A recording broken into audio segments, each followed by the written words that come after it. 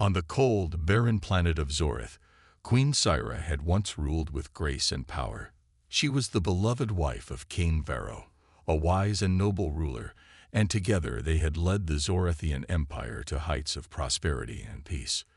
But now, as she lay alone on the desert's harsh surface, that peace seemed like a distant memory. The once vibrant world of her people was now filled with betrayal, and it was a betrayal that had left her stranded, wounded, and abandoned to die. Syra's body ached as she struggled to breathe. The pain in her side, where a deep wound from a treacherous blade still pulsed with agony, made every movement feel like an impossible task. Her once regal robes, now torn and stained with her own blood, were no match for the biting winds of the desert. The cold sand beneath her seemed to sink deeper into her skin with each passing minute, pulling her into the darkness of unconsciousness. She fought it, though fought the overwhelming desire to let go and succumb to the embrace of death. How had it come to this? Her mind raced as she replayed the events that had led to this moment. She could still remember the cries of her people, the sounds of joy and celebration, just days before. The Zorithian Empire had been a shining beacon in the galaxy, a symbol of unity among the stars. But all that had changed in the blink of an eye. It had started with a whisper, rumors of unrest among the Zorithian noble houses. There had been discontent brewing in the shadows, whispers of rebellion. Syra and Varro had dismissed these rumors at first, believing that their rule was strong enough to weather any storm. But then, one fateful night, the storm had arrived. The attack had been swift and brutal. Syra's own guards had turned against her, led by a trusted commander whom she had once called a friend. The traitors had overwhelmed her palace, capturing her husband and forcing him to watch as they declared their rebellion against her rule. With the throne slipping from their grasp, Varro had been injured, gravely so, in an attempt to protect her. Syra's heart had broken as she watched him fall, but there had been no time for mourning. They had taken her prisoner, leaving Varro's fate uncertain. Her own fate had been sealed with a single order from the traitors, to be exiled to the desert, left to die alone in the unforgiving wilderness. Now, as the cold winds howled around her, Syra's thoughts turned to her husband once more. Was he alive? Was he suffering as she was? She could only hope that he had survived the attack, that somehow he had managed to escape the fate that had been forced upon them both. But there was no time for her to dwell on that now. The desert was a place where time didn't matter, and survival was all that mattered. She had to keep moving, keep fighting, if only to survive long enough to find answers. Syra's vision blurred as the pain in her body worsened. Her legs, already weak from the blood loss, were growing numb. She had not eaten in days, and her body was beginning to give up on her. She knew she couldn't keep going much longer. Every step she took felt like it might be her last. Then, as her body threatened to give out, something strange caught her attention. She froze, her pulse quickening. Was it just a mirage? Or was someone, moving on the horizon? In the distance, she could make out a figure, small, and moving quickly across the vast desert. Her instincts screamed at her to stay still, to avoid drawing attention, but curiosity tugged at her. She had to know who it was. With great effort, Syra forced herself to stand. The cold desert sand clung to her skin, but she ignored it, pushing forward one step at a time. The figure in the distance seemed to be coming closer. She blinked her tired eyes, trying to make out more details. It was hard to focus. Her head spun from the blood loss, but the figure's movement was unmistakable. A human. Syra's mind raced as the figure grew closer. Her first thought was that it must be a hallucination brought on by her suffering. But as the figure approached, she realized that it was no dream. It was a man, a human man, who appeared to be searching for something. Her pulse quickened at the sight of him. Human beings were a rare sight in this part of the galaxy, and Syra had never imagined that one would come to her aid. She had heard stories of humans, brave and resourceful, but they were distant, isolated from the rest of the galaxy, hardly ever venturing into the territories of the more advanced alien empires. Could it be possible that a human had stumbled upon her, abandoned and dying in this desert? The man stopped just a few paces away from her. He was tall, dressed in a simple yet functional spacesuit, and he carried a strange device in his hands. His eyes widened in surprise when he saw her, and for a moment, neither of them moved. They simply stared at one another, the desert's emptiness surrounding them like a silent witness. "Are you real?" Sci-Fi whispered, her voice barely audible against the howling wind. The man crouched down beside her, his face a mixture of concern and disbelief. "You're hurt," he said, his voice calm yet urgent. "I didn't expect to find anyone alive out here." Sci-Fi's vision blurred once again, but she managed to muster enough strength to speak. "You must leave. It's not safe here." But before she could finish her sentence, her world faded to black, and all she could hear was the sound of the wind and the soft hum of the human's device as it activated. For the first time in what felt like an eternity, Sci-Fi felt a glimmer of hope. When Sci-Fi opened her eyes again, the first thing she noticed was warmth. A gentle, steady warmth that spread across her skin like a protective blanket. Her body was no longer lying in the cold desert sand, fighting for its last breath. Instead, she was inside something. It was small, quiet, and sheltered from the outside world. Slowly, the haze in her mind began to lift as her senses returned. She tried to sit up, but a dull ache shot through her side, reminding her of the wound she had suffered. She winced but remained still for a moment, trying to gather her strength. The last thing she remembered was the human, his voice, his hands on her, before everything had faded into darkness. Now, as her eyes focused, she saw the dim glow of lights from the walls around her, and the hum of machinery filled the air. It wasn't the desert. Sci-Fi blinked and turned her head. The human, the one who had saved her, was sitting nearby, tinkering with a device she couldn't quite make out. His face was serious as he worked, but his eyes flicked to her every now and then, checking her progress. "You're awake," he said, his voice gentle but with an edge of concern. "I was starting to think you weren't going to make it." Sci-Fi opened her mouth to speak, but her throat felt dry, raw. She struggled to find the words, but her body felt heavy, her thoughts sluggish. "What is this place?" she finally managed to say, her voice barely a whisper. The man, who had been fiddling with a small device, stopped and looked at her. He hesitated, as though weighing his answer. "This is my ship. I'm Ethan, by the way. I found you in the desert, almost dead." She remembered the desert, the pain, and the endless cold. "I thought I was alone."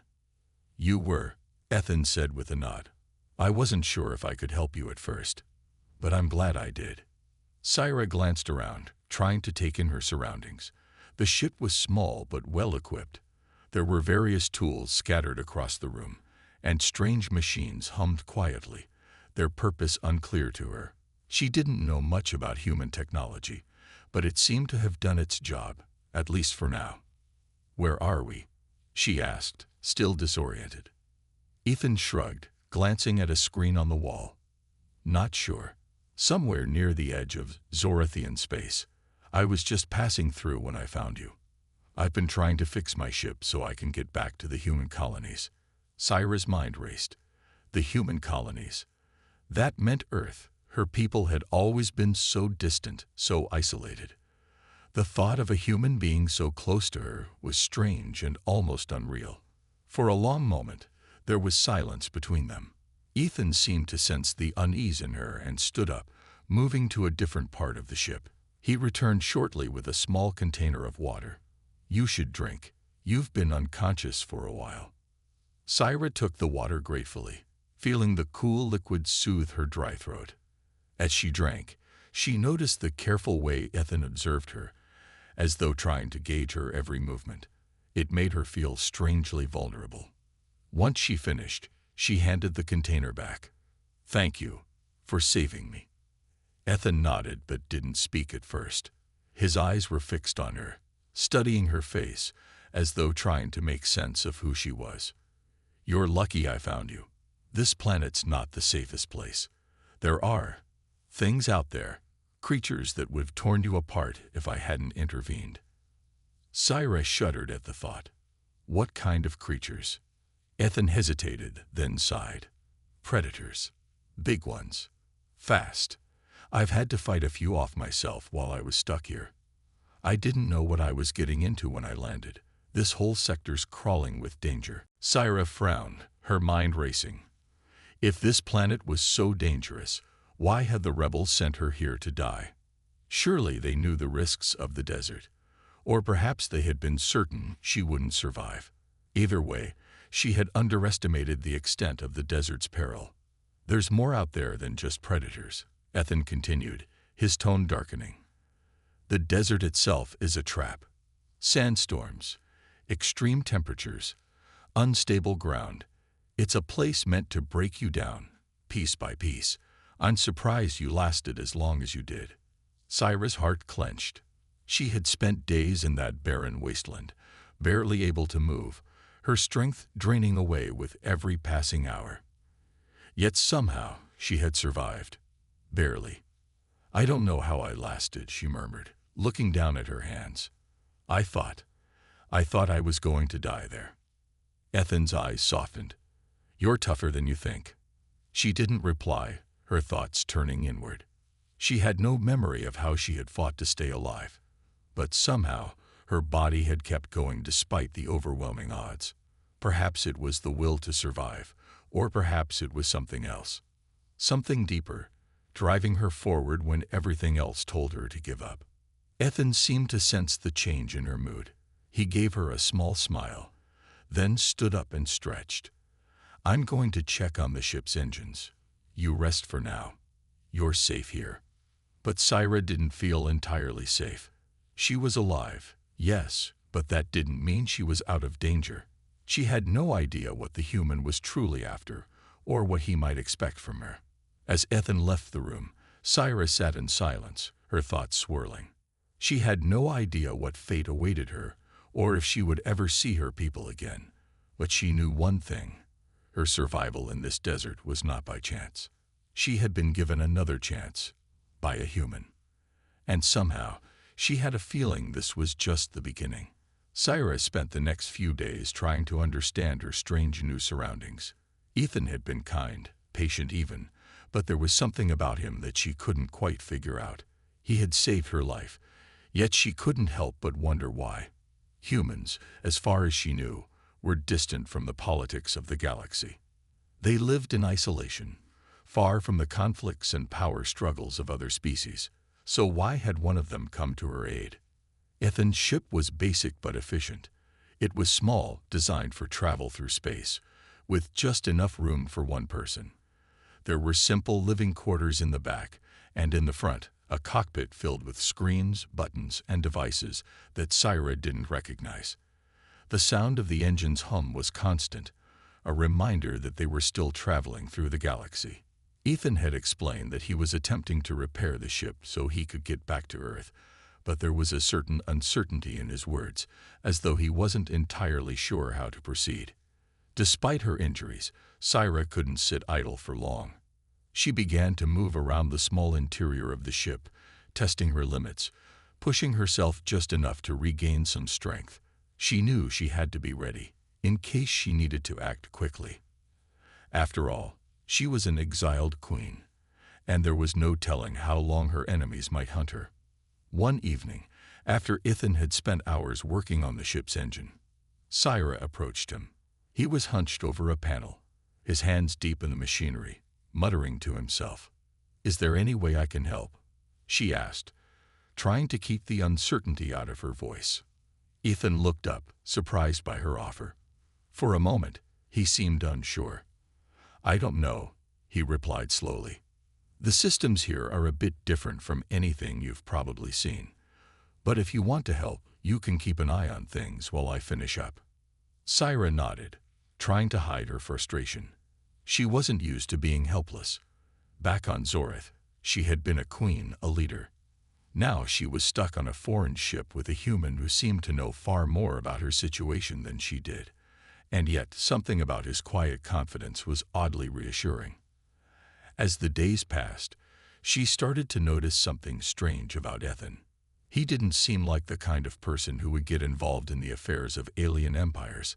He was practical, focused on his mission to return home, and never once asked her about her past or her people. His curiosity seemed to lie in the present, in the work at hand, rather than in the complexities of her history. It was both a relief and a mystery. Could he really be this uninterested in who she was? Or was he simply waiting for the right moment to ask? On the fourth day of her recovery, the ship suddenly shuddered, causing Sci-Fi to stumble. The light above flickered, and a low warning sound echoed throughout the small vessel. Ethan immediately sprang to his feet, rushing to the control panel at the front of the ship. Sci-Fi's heart raced as she watched him work, his face tense. "What's happening?" she asked, her voice filled with concern. "It's the radar," Ethan replied, his voice calm but urgent. "Someone's tracking us." Sci-Fi's breath caught in her throat. "Who?" "I don't know," Ethan said, his eyes scanning the screens in front of him. "But they're close." Sci-Fi's mind spun. Could it be the rebels? Had they discovered she was alive? She had assumed they would have left her for dead. But now, it seemed they might still be hunting her. Her heart began to race. Ethan looked at her, his brow furrowed in concentration. "We need to get out of here. I'm going to try and break the lock they've placed on us." Without another word, he turned back to the controls, his fingers flying over the buttons. Sci-Fi stood frozen, her body still weak, but her mind sharper than ever. She knew that if they were being followed, their situation had just become much more dangerous. She could feel the pressure mounting as the ship's engines hummed louder, struggling to break free from whatever hold had been placed on them. Ethan cursed under his breath, his face flushed with effort. "We're not going to outrun them," he muttered, his voice grim. "But we might be able to shake them off for a while." Sci-Fi stepped forward, her instincts kicking in. "What if we don't try to outrun them?" she suggested, her voice filled with determination. "What if we stop and fight?" Ethan turned to look at her, surprised by the suggestion. "Fight? You're in no condition to." "I may be injured, but I know how to fight," Sci-Fi interrupted, her tone unwavering. "I am the Queen of Zoreth. I led my people in battle before. And if the rebels are hunting me, I won't run. I'll face them." Ethan seemed taken aback, but he didn't argue. For a moment, they both stood there, the ship vibrating beneath their feet as the incoming threat grew nearer. Ethan's hands paused on the control panel, and he seemed to consider her words carefully. "All right," he said, after a long pause. "We'll do it your way, but you'll have to trust me. This ship isn't built for combat." "I don't need a fighter ship," Sci-Fi replied, her voice steady. "I just need a weapon and the will to use it." Ethan nodded slowly. He turned to a compartment nearby, pulling out a weapon Sci-Fi didn't recognize, but it looked simple enough, a blaster of some kind. This should do. Sci-Fi took the weapon from him, her grip firm, her determination clear. For the first time since she had been exiled, she felt a sense of purpose. The desert had almost claimed her life, but now she had a chance to fight back. She wasn't going to let anyone, or anything, take that away from her. "Let's get ready," she said, her voice filled with the quiet confidence of someone who knew what it meant to fight for survival. Ethan met her gaze, nodding in agreement. Together, they prepared for what was to come. The ship shuddered again, the hum of the engines vibrating beneath their feet. Ethan's hands flew over the controls as he worked furiously, trying to break free from the approaching enemy. Sci-Fi stood nearby, the blaster clutched tightly in her hands. She wasn't a soldier, not anymore, but she knew how to fight when the time came. And now, the time had come. "Whoever's following us is getting closer," Ethan said, his voice tense. His eyes flicked to the screens as they displayed the approaching ships. The radar showed several dots closing in on them, and the speed at which they were closing in was enough to send a chill down Sci-Fi's spine. "What do we do now?" Sci-Fi asked, her voice calm but laced with determination. Ethan looked at her, his brow furrowing. "We've got two choices. We can try to outrun them, but there's a chance they'll catch us. Or we can fight, even though we're at a disadvantage. I'll do everything I can to give us a chance, but—" "We'll fight," Syra interrupted firmly. "We can't afford to be caught. If it's the rebels, they'll show no mercy." Ethan nodded without hesitation, his fingers flying across the control panel, activating defense systems Syra hadn't even known existed. The ship's shields flared to life, casting a protective barrier around them. But even with the shields, it was clear that the enemy was closing in fast. The room was filled with tension, the sound of the approaching ships growing louder, like the drumbeats of a war march. Syra's mind raced. She didn't know if they could win this fight, but she wasn't going to die without trying. She glanced at Ethan, who was working quickly to get the ship into position. "We need to make sure we have the element of surprise," she said, her voice steady. "Can you give me access to the weapons system?" Ethan hesitated, his eyes meeting hers. "You sure about this? I've fought in battles before. I'm not helpless," Syra replied, her gaze unwavering. For a moment, Ethan said nothing. Then he sighed and nodded, a small sense of approval in his eyes. "All right, but you'll need to know how to use them. These aren't simple controls." Syra moved closer to the control panel, studying the various buttons and switches. She had never worked with a ship's weapons before, but the principles of combat were universal. She could figure this out.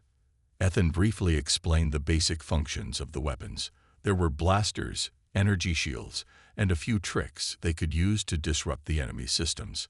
As Syra listened, she quickly picked up the details, her mind sharp despite the lingering pain from her wound. "Good," Ethan said, when she nodded in understanding. "Now we just need to hold them off long enough for me to get us out of this mess." Syra took a deep breath, preparing herself. She had to stay calm, focused. They were outnumbered, and their ship was not made for combat, but if they could use the environment to their advantage, they might stand a chance. The enemy had underestimated her once before, and they would do so again. Without warning, the first enemy ship appeared on their radar, a sleek, menacing vessel that seemed to cut through the darkness of space like a predator. It was only a few kilometers away now. Syra's grip tightened on the blaster as the adrenaline began to surge through her veins. "Get ready," Ethan said quietly, his voice calm but urgent. "They're about to fire." Syra's heart pounded in her chest as she took her position at the weapons station. She could feel the weight of the blaster in her hands, the hum of energy building up in the ship's systems, ready to unleash a barrage of fire. Then, without warning, a sharp, bright light flashed outside their ship. One of the enemy's weapons fired. The ship jolted, and Syra felt a burst of fear grip her chest. The ship's shields flickered but held strong, absorbing the hit. "Shields are holding," Ethan said, "but we can't take many more hits like that. Fire when you're ready." Syra didn't hesitate. She aimed the blaster's targeting system at the enemy ship, her fingers steady as she fired.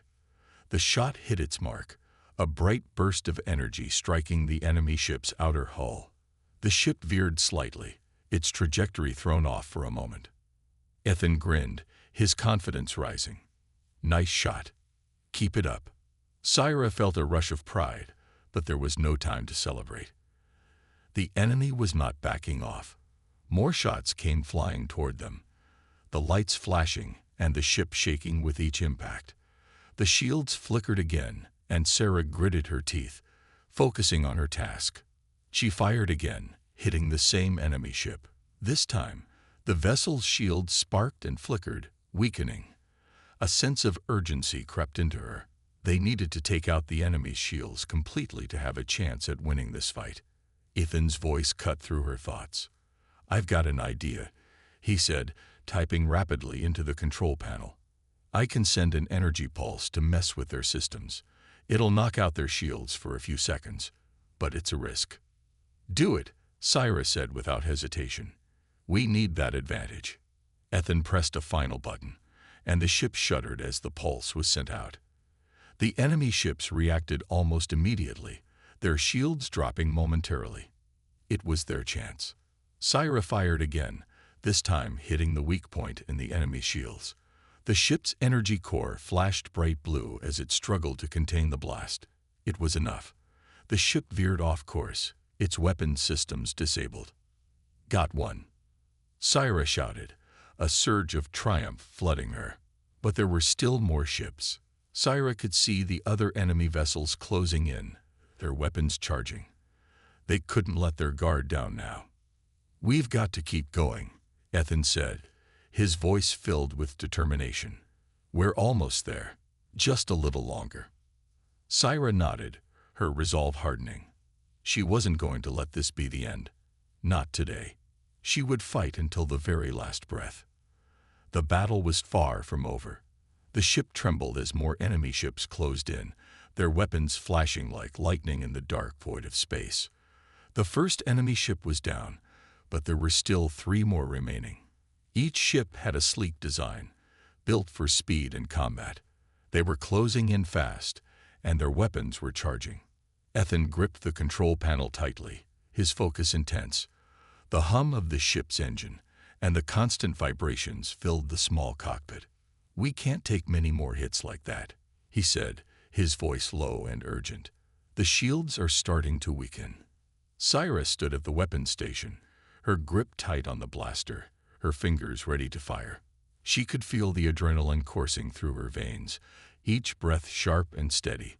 They had already taken down one ship, but the odds were still stacked against them. "We have to keep fighting," Sci-Fi said, her voice calm but filled with determination. "They won't stop until we're dead." "I know," Ethan replied. "But we can't keep outrunning them either. I'm working on a plan, but I need more time." The ship rocked again, another blast from one of the remaining enemy ships. This time, the shields flickered and dimmed. Sci-Fi could feel the strain in the ship's frame, the pressure mounting as the enemy grew closer. They were running out of time. "I'll buy us some time," Sci-Fi said, her voice steady. "You keep working on the plan." Ethan looked at her, his eyes filled with a mixture of concern and admiration. "You don't have to do this. I can." "I'm not asking for permission," Sci-Fi interrupted, her eyes hard. "You do your part, and I'll do mine." Without another word, she turned back to the weapons station, her fingers flying over the controls. She could see the enemy ships on the radar now, just within range. They were getting closer, preparing to launch another round of fire. Sci-Fi took a deep breath, focusing on the task at hand. She fired the blaster again, hitting the closest enemy ship. The shot struck its shields, and the ship veered to the side, momentarily off course. Sci-Fi didn't stop to celebrate. She fired again, this time hitting the weaker part of the ship's hull. The enemy ship sparked, and a burst of energy erupted from its side. "Direct hit," Ethan called out from the cockpit, his voice rising with excitement. "Nice work, Sci-Fi." But there was no time to feel pleased. The other enemy ships were closing in, and the ship's shields were weakening with every hit. Sci-Fi's eyes flicked to the control panel. They couldn't keep this up for much longer. They had to end it now. "Ethan," she shouted, "is your plan ready yet?" Ethan's hands moved frantically across the panel. "Almost there. Just hold them off for a few more seconds." The ship shook again, another blast striking the shields. Sci-Fi's body tensed, but she stayed focused. She fired another round, hitting the closest enemy ship. The impact sent a shockwave through the ship, and Sci-Fi could see the enemy's shields flicker and die. But before she could fire again, a blast from the second enemy ship hit the ship's side, causing it to jerk violently. The lights flickered, and the ship's systems groaned under the pressure. Sci-Fi's heart pounded in her chest, but she didn't let the panic take over. She needed to keep fighting. "I've got it," Ethan shouted suddenly. "I'm sending a signal to disrupt their targeting systems. It should give us enough time to escape." The ship shook once more, but this time, the blast didn't feel as powerful. Sci-Fi felt the difference immediately. Ethan's signal had worked.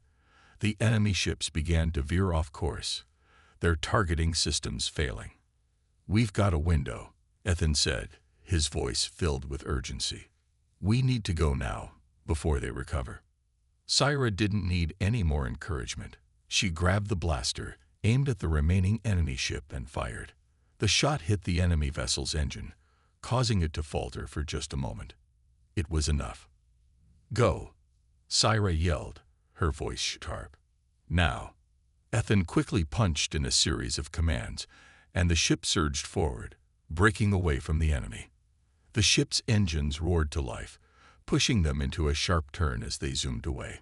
The sound of enemy fire echoed in the background, but the ship was moving faster now, the distance growing between them and their pursuers. Syra could feel the tension in her shoulders start to ease, but she didn't let her guard down. She knew the enemy would not give up easily. They raced through the stars, the hum of the ship's engines filling the silence between them. Ethan focused on navigating through the debris field ahead, trying to lose their enemies in the maze of asteroids and broken ships. For several minutes, the ship moved in and out of asteroid fields, dodging the occasional laser blast from behind. Syra kept her hand on the blaster, watching for any sign of the enemy ships. Finally, after what felt like an eternity, Ethan spoke again. "I think we lost them," he said, his voice quieter now. "They haven't followed us through the asteroid field. I think we're safe for now." Syra allowed herself a small sigh of relief. They had made it. For the moment, they were safe. But she knew it wasn't over.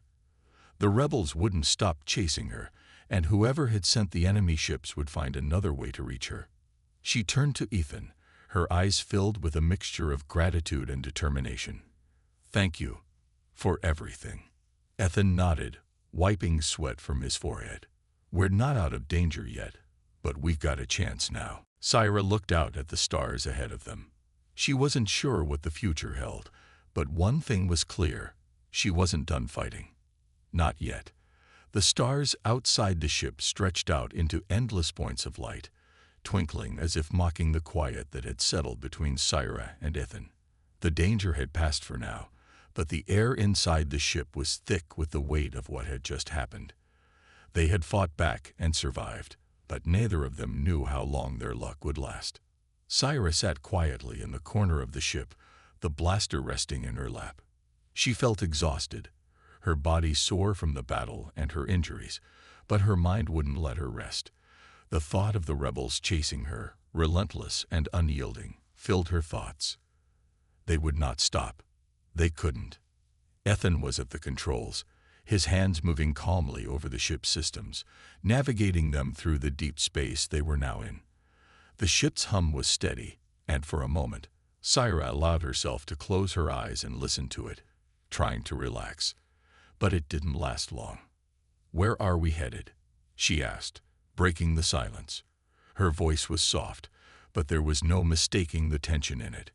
Ethan glanced at her, his face serious. "We're heading toward a neutral space station. It's not far from here, but we should be able to lay low for a while. They won't be able to track us there.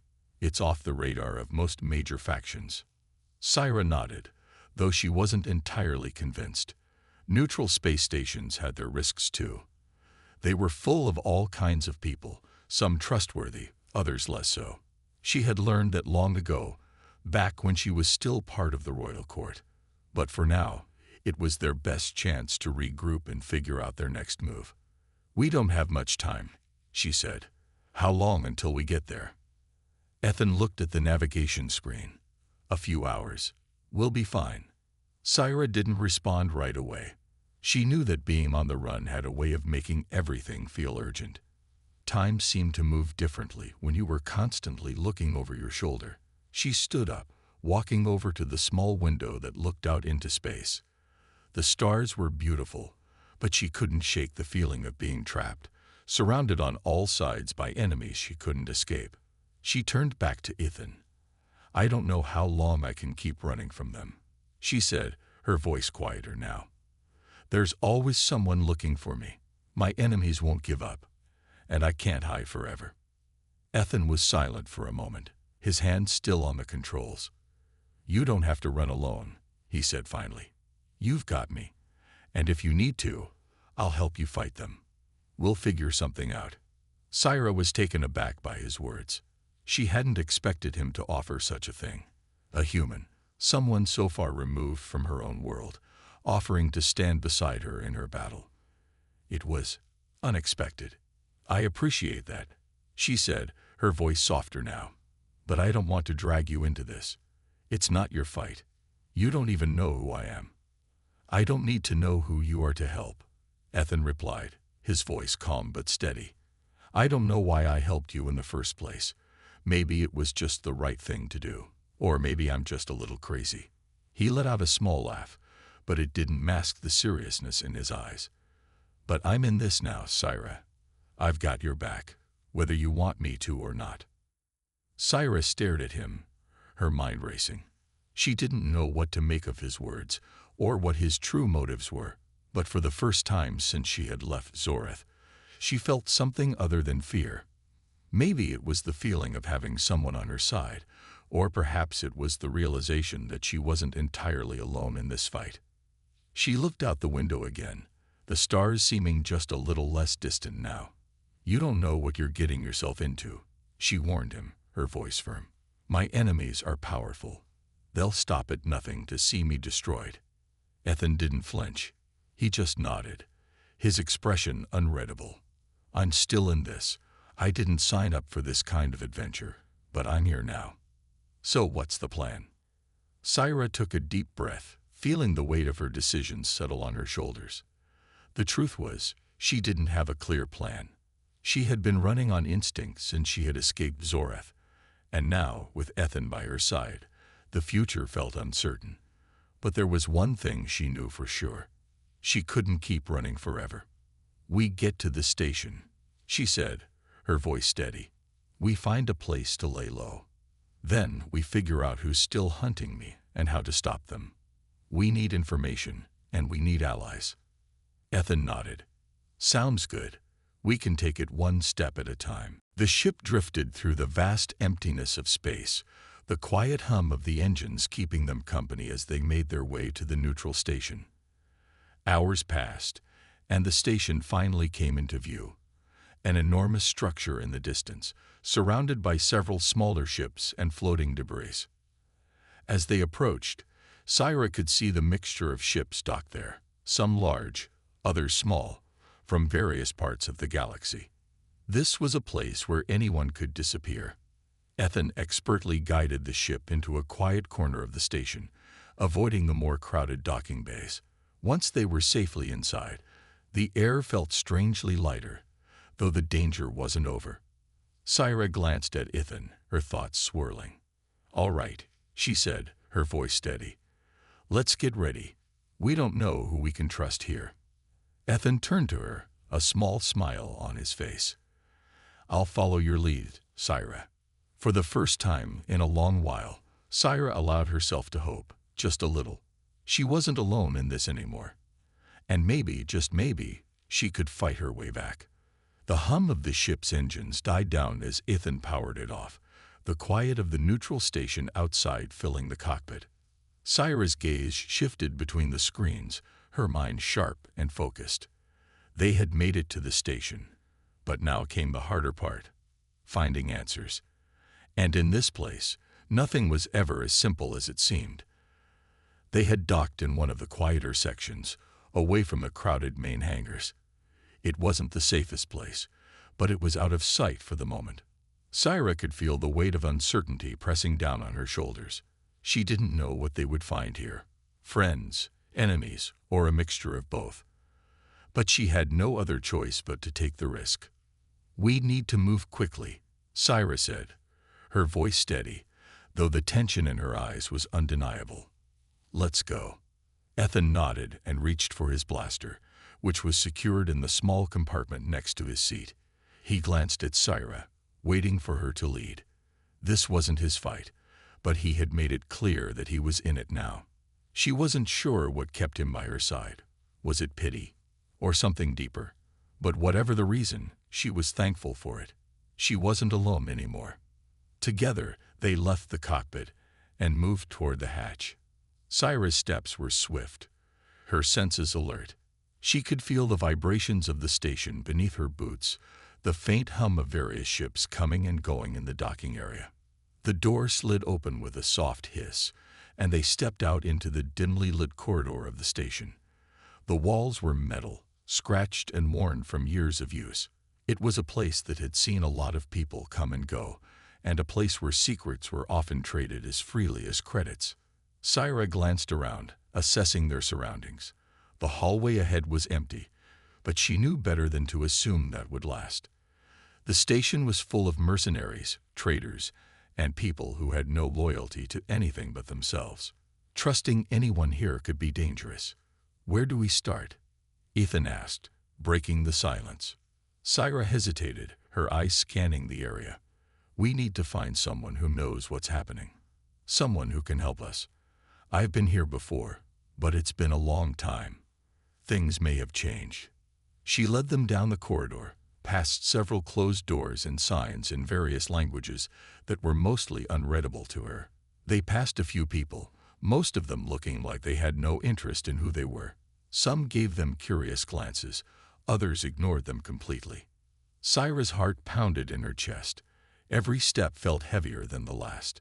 She could feel the presence of danger here, even though there was no immediate threat. It was like a shadow that lingered over everything, waiting for the right moment to strike. Finally, they reached a small bar near the far end of the hallway. The door was slightly ajar, and the faint sound of conversation drifted from inside. Syra pushed the door open, her eyes scanning the room. It was a mix of people, pilots, traders, and others who seemed to be passing through. The air smelled of stale liquor and the faint scent of spice. She moved in, Ethan close behind. At the bar, a tall, scarred man with a rough look was cleaning glasses. Syra approached him, her steps measured and confident. The man looked up, his eyes narrowing slightly when he saw her. It wasn't a look of recognition, but it was enough to make her wary. "Looking for something?" the bartender asked gruffly. "I need information," Syra said, her voice steady. "I'm looking for someone who can help me, someone who knows about the rebels." The bartender's eyes flicked to Ethan, and then back to her, as if sizing them up. "You're not the first to come here asking for help, and you won't be the last. But not everyone around here is friendly. I'm not here to make trouble," Syra replied. "I just need answers." The bartender hesitated before leaning closer. "I know someone, but I wouldn't trust them with your life. You'll find them in the back, in the corner booth. But be careful. They're not the kind to just talk for free." Syra nodded, a sense of urgency settling in her chest. She knew this was a dangerous place, but it was their only lead. She motioned for Ethan to follow her as they made their way to the back of the bar. The corner booth was occupied by a woman, mid-30s, with sharp features and dark, calculating eyes. She was watching them as they approached, clearly sizing them up. Her hands were folded on the table, a small datapad in front of her. Syra didn't waste time. "I'm looking for information on the rebels," she said bluntly. "I need to know who's after me and why." The woman raised an eyebrow but didn't speak right away. She looked from Syra to Ethan, and back again, studying them carefully. "You don't seem like the usual kind of people who come asking about the rebels," the woman said, her voice low and cautious. "What makes you think I have the information you want?" "I'm not asking for favors," Syra replied. "I'm offering credits, information in exchange, and I can make it worth your while." The woman leaned back, her eyes narrowing. "Credits aren't everything around here, but I might know a thing or two. Depends on how much you're willing to pay."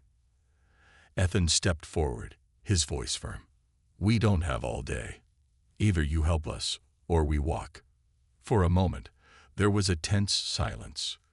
The woman studied them, then slowly leaned forward, tapping her datapad. "I'll tell you what I know," she said, "but be warned, what I have may change everything for you. The people hunting you aren't just rebels. They're part of something much bigger. And once you know, there's no going back." Syra felt her heart skip a beat. This was it. This was the moment when everything could change. "Tell me," she said, her voice steady, though her mind raced. "We're ready." The woman's lips curled into a knowing smile, and she began to speak.